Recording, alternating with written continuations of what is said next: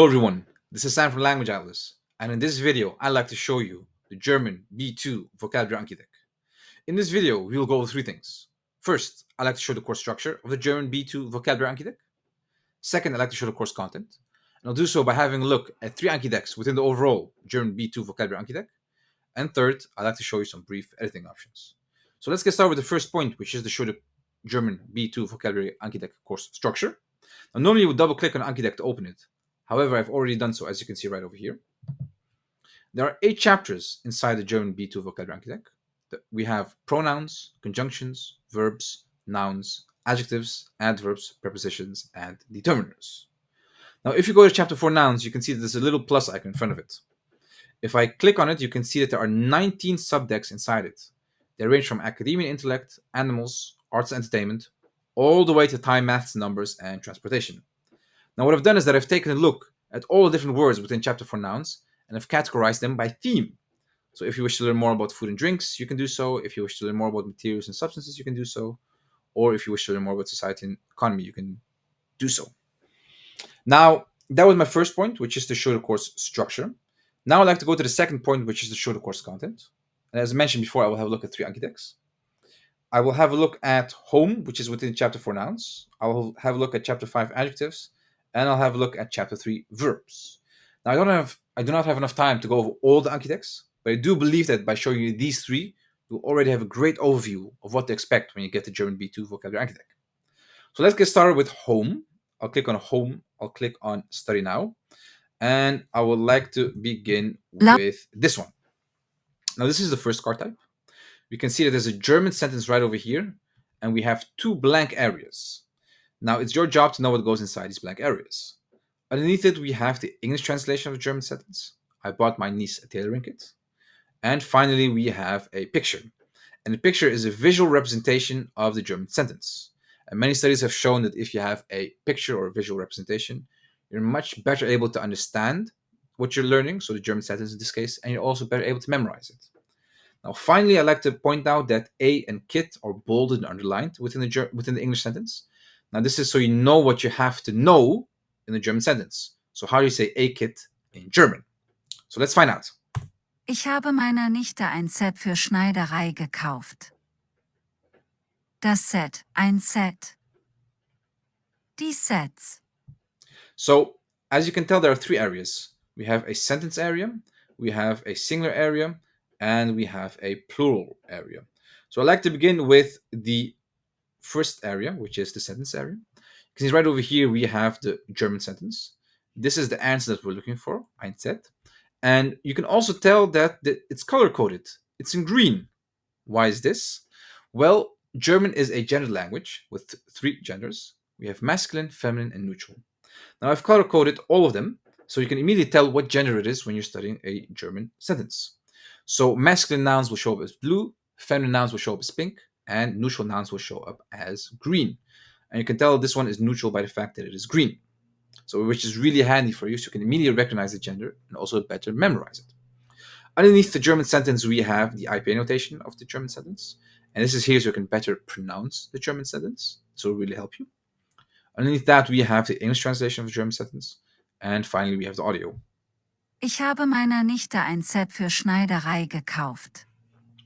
So the second area is what I mentioned, what I call the singular area. So we have the singular noun in its definite form.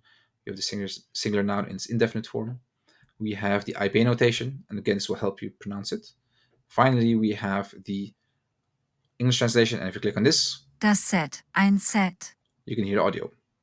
The third area is the plural area. We have the German plural form. We have the IPA notation. We have the English translation, and we have the audio.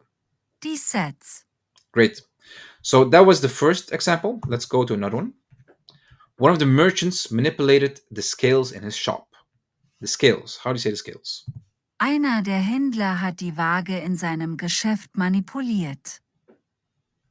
Die Waage, eine Waage. Die Wagen. And again, same setup. However, this time it's pink because scales in German is feminine. You can find great decorations in this store. How do you say decorations? In diesem Geschäft kann man tolle Dekorationen finden. Die Dekoration, eine Dekoration. Die Dekorationen. And again, same setup, and we can tell that it's feminine because it's pink. The household is run by all the family members. How do you say the household? Der Haushalt wird von allen Familienmitgliedern geführt. Der Haushalt, ein Haushalt. Die Haushalte.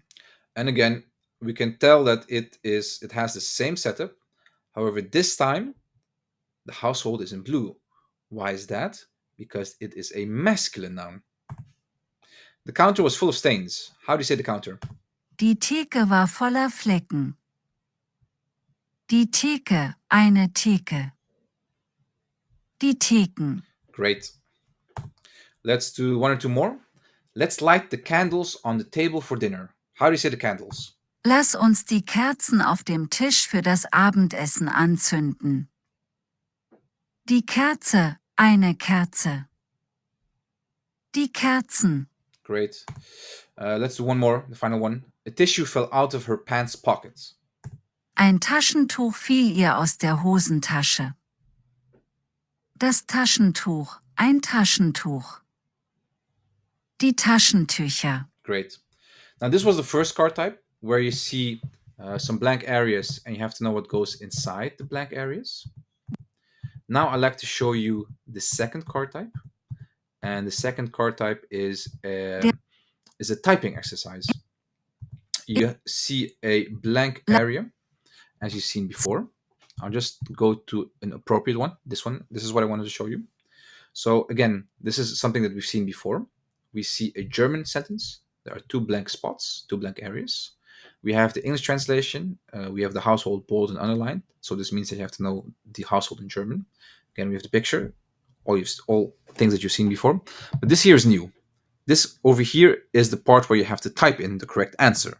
And Anki knows whether you typed in the word correctly. And this exercise is here so you can actually test if you can spell words correctly, which is incredibly important if you wish to learn new words. Der Haushalt wird von allen Familienmitgliedern geführt. Der Haushalt, ein Haushalt. Die Haushalte. Wonderful. And as you can tell, I typed in the answer correctly, hence it is green. However, what if I didn't know the correct answer? What if I were like, maybe something like this is the issue. I'm not the answer. Let's have a look. Ein Taschentuch fiel ihr aus der Hosentasche. Das Taschentuch, ein Taschentuch. Die Taschentücher. And as you can tell, my answer was completely incorrect. I did have the gender correctly, but the rest, not so much. But that's okay, because Anki helps you. Anki shows what you did right and what you did wrong. So over here, the part that is in green are the things that I typed in correctly. You see over here, there's some things in gray. Well, this is what I've completely missed. Some parts that were correct are in green, and what I had incorrect is shown in red. So Anki helps you when it comes to the spelling of words. Now, I could continue like this, but I think you get the picture. More typing exercises. So the first card type is a blank area. You have to know what goes inside it. And the second one is a typing exercise. So I'll go to chapter 5, adjectives, which is the second deck that I wanted to show you. Let's have a look at this one. Fighting climate change is vital for the survival of our planet. How do you say vital in German? And again, this is what we've seen before. German sentence with a blank area and a picture. Die Bekämpfung des Klimawandels ist für das Überleben unseres Planet lebenswichtig. Lebenswichtig. So again, things that we've seen before, we see a sentence area, German sentence, IPA notation, translation, audio, and over here we have the adjective, IPA of the adjective, translation, and audio. Lebenswichtig. Let's do another one. The best man's speech at the wedding was memorable. How do you say memorable? Die Rede des Trauzeugen bei der Hochzeit war erinnerungswürdig. Erinnerungswürdig. Wonderful. The pink ribbon is representative of breast cancer research. How do you say representative? Die rosa Schleife ist vertretend für die Brustkrebsforschung. Vertretend. The school is opposed to letting children use their cell phones during class. How do you say opposed? Die Schule ist dagegen, dass die Kinder ihre Handys im Unterricht verwenden. dagegen. Let's do one or two more. Children are often impatient when they want something. Impatient. Kinder sind oft ungeduldig, wenn sie etwas wollen. Ungeduldig. The characteristic smile of the TV presenter was beloved by all. Characteristic. Das charakteristische Lächeln der Fernsehmoderatorin war allseits beliebt. Charakteristisch. One more. Your answer is incorrect. Would you like to try again? Incorrect. Ihre Antwort ist falsch. Möchten Sie es erneut versuchen? Falsch. So that was the first card type, one that I mentioned to you before. Now, if I were to continue long enough and far enough, in the end, I would end up with the typing exercises, which is a place that I've almost reached, but because there are so many cards over here, you can see it. German sentence, typing part, English translation, of course, part bolded, underlined, and we see a picture. Now, again, you've seen a typing exercise before, but I just wanted to show you that it's there. Now I'll go to the third deck, which is chapter 3 verbs. I'll click on study now. And we see, again, the same setup, but this one is a bit more interesting. We see German sentence, English translation, a picture. However, you may notice that the verb is in the full form, to survey. Ich muss mindestens 100 Personen befragen, um ausreichend Informationen zu sammeln. Befragen. And what is interesting about this part, and that is what I wanted to mention, is that all words that are in the verb deck are noted in the full verb form, so in the infinitive form.